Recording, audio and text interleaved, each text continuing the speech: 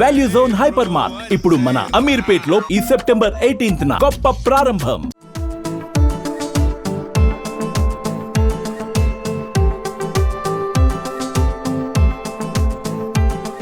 India Pakistan cricket match గత కొద్ది రోజుల క్రితం జరిగినటువంటి ఈ మ్యాచ్ తర్వాత దీని గురించే ఇప్పుడు చర్చ అంతా మొదలైంది.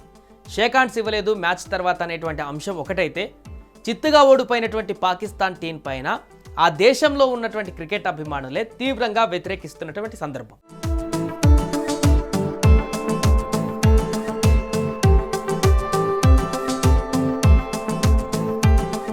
తాజాగా పాకిస్తాన్ ఘోర ఓటమి తర్వాత పాకిస్తాన్లో ఉండేటువంటి సీనియర్ క్రికెటర్లందరూ కూడా ఒక్కొక్కరు స్పందిస్తున్న సందర్భం ఉంది.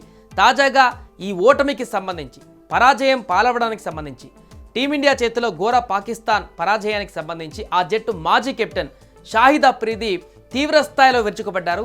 జట్టు పేలవ ప్రదర్శన పైన స్పందిస్తూ ఏకంగా ఇప్పుడు ఉన్నటువంటి టీంలో తన సొంత అల్లుడు స్టార్ పేసర్ షాహిన్ అఫ్రీది, మనందరికీ తెలిసిందే, బౌలర్గా ఉన్నటువంటి టాప్ ప్లేయర్ షాహిద్ అఫ్రీదికి బిడ్డనిచ్చినటువంటి అల్లుడు. ఆ స్టార్ పేసర్ షాహిన్ అఫ్రీదిని లక్ష్యంగా చేసుకొని విమర్శలు గుప్పించాడు షాహిద్ అఫ్రీది మామ.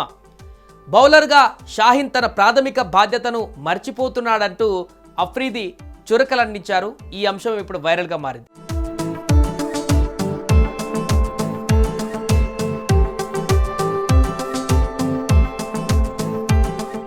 దుబాయ్లో జరిగినటువంటి ఈ మ్యాచ్లో పాకిస్తాన్ బ్యాటింగ్లో ఘోరంగా విఫలమైంది.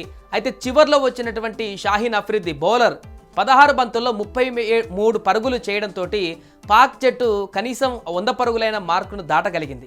ఈ విషయం పైన షాహిన్ అఫ్రీదికి మామైనటువంటి షాహిద్ అఫ్రీది మాట్లాడుతూ, నిజానికి షాహిన్ కొన్ని పరుగులు చేయబట్టే మన జట్టు 2 అంకెల స్కోర్కే పరిమితం కాకుండా 100 పరుగులు దాటింది. కానీ నాకు షాహిన్ నుంచి పరుగులు అవసరం లేదు, అతని నుంచి వికెట్లు కావాలి. అతని ప్రధాన పాత్ర బౌలింగ్ చేయడం, కొత్త బంతితో వికెట్లు తీయడం పైనే దృష్టి పెట్టాలి అని ఒక పాకిస్తాన్ టీవీ ఛానల్తో మాట్లాడుతూ ఆయన వ్యాఖ్యానించారు.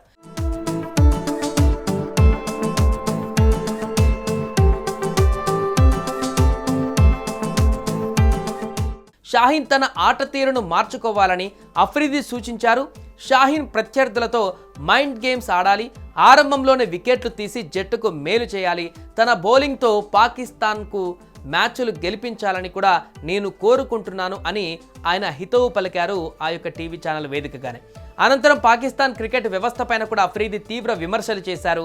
పాకిస్తాన్లో దేశవాళీ క్రికెట్ వ్యవస్థ థర్డ్ క్లాస్ స్థాయిలో ఉంది, ఈ విషయం పైన పీసీబీ దృష్టి సారించాలి, డొమెస్టిక్ క్రికెట్లో పెట్టుబడులు పెట్టి నాణ్యమైన కోచ్లను నియమించాలి, ఆటగాళ్లను మానసికంగా దృఢంగా తయారు చేయాలి. ఈ విషయం పీసీబీకి చెప్పి నేను అలసిపోయాను, దయచేసి దేశవాళీ క్రికెట్ను బలోపేతం చేయండి అంటూ ఆయన ఆవేదన వ్యక్తం చేశారు. ఏదేమైనా కూడా సొంత అల్లుడిపైనే తాజాగా చేసినటువంటి ఈ కామెంట్స్ అయితే వైరల్గా మారాయి.